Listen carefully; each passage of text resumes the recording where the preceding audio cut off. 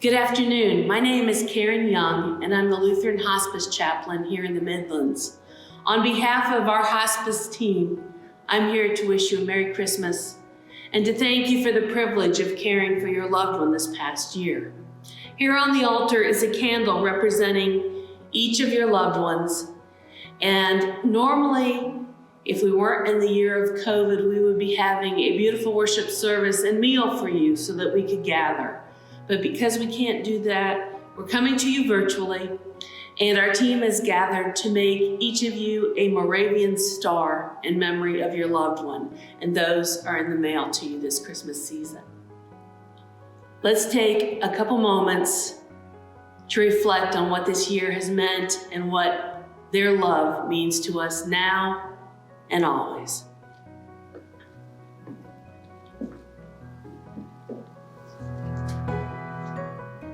You are each going through the struggle and pain of the first year of living without your loved ones here present. Each day is a hurdle, an anniversary of sorts.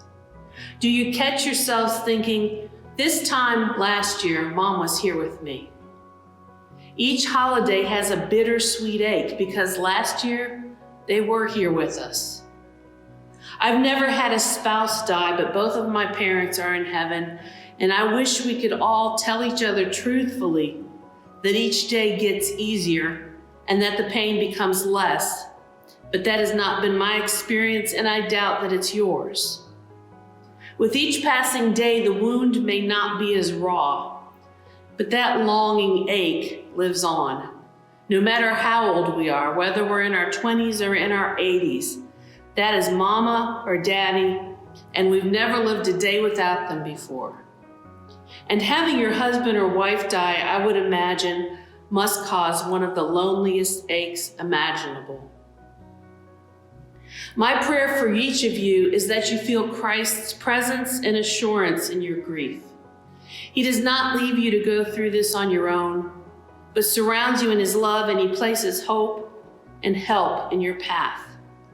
Don't ever be afraid or embarrassed to ask for help as you adjust to your changed life.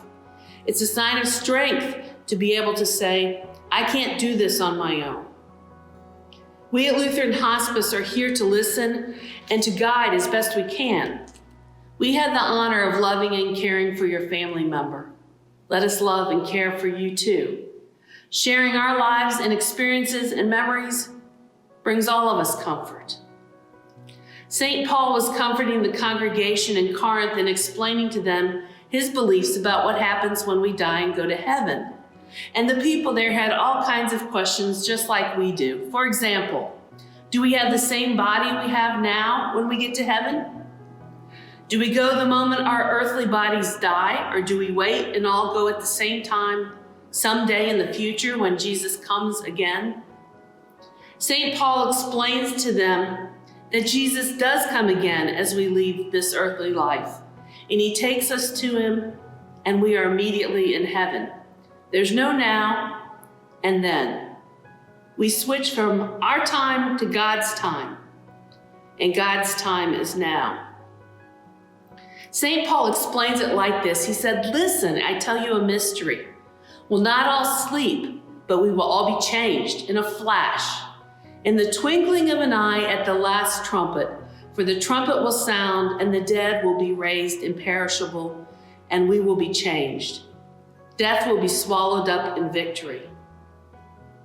Our bodies wear out and die, but the love we leave behind lives on and on.